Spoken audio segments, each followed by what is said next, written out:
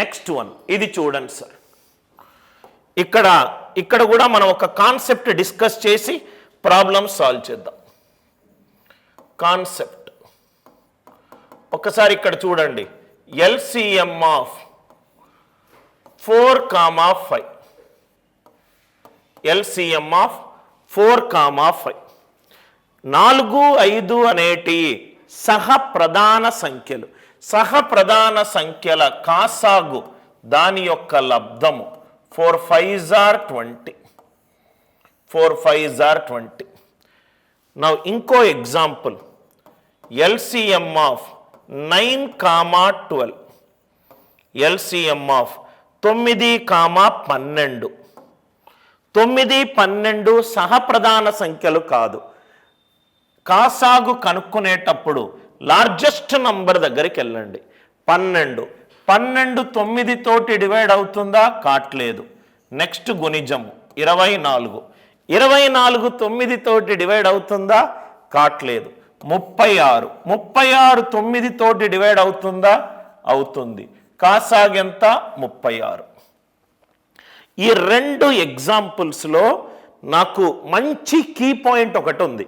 ఆ key point ఏంటంటే ఇన్పుట్లో ఒక నంబర్ 5 తోటి డివైడ్ అవుతుంది. ఆన్సర్ కూడా 5 తోటి డివైడ్ అవుతుంది. ఇన్పుట్లో ఒక నంబర్ 9 తోటి డివైడ్ అవుతుంది. ఆన్సర్ కూడా 9 తోటి డివైడ్ అవుతుంది. మనము ఇచ్చిన ఇన్పుట్లో ఒక నంబర్ 3 తోటి డివైడ్ అవుతే కాసాగు అప్లై చేసి వచ్చిన ఆన్సర్లో కూడా 3 తోటి డివైడ్ అవ్వాలి. ఇన్పుట్లో ఒక నంబరు 7 తోటి డివైడ్ అవుతే గనక కాసాగు అప్లై చేస్తే వచ్చే ఆన్సర్ కూడా 7 తోటి డివైడ్ అవ్వాలి. Are you all with me? ఇదొక చిన్న కీ పాయింట్ అర్థం చేసుకుంటే పెద్ద కాసాగు కనుక్కునే అవసరమే లేదు సార్. 16, 20, 24, 32 ఈ అన్ని నంబర్ల కాసాగు కనుక్కుంటున్నాను. ఈ అన్ని నంబర్ల కాసాగు కనుక్కోవడం అంటే ఇన్పుట్లో ఒక నంబర్ 3 తోటి డివైడ్ అవుతే కాసాగు అప్లై చేస్తే వచ్చిన ఆన్సర్ కూడా 3 తోటి డివైడ్ అవ్వాలి. వచ్చిన ఆన్సర్ కూడా 3 తోటి డివైడ్ అవ్వాలి. 3 యొక్క భాజనీయత సూత్రం ఏంటంటే అంకెల మొత్తము 3తో డివైడ్ అవ్వాలి. ఇది కాట్లేదు.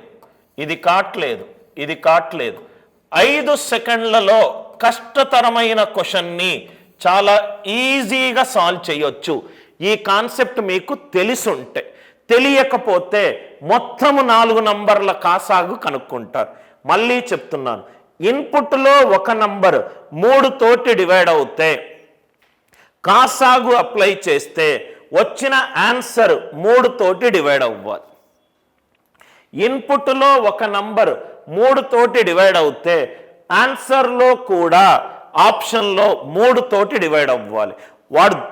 వాడు మీకు గిఫ్ట్ ఇచ్చాడు అంటే ఒకటే ఒక ఆప్షన్ 3 తోటి డివైడ్ అవుతుంది.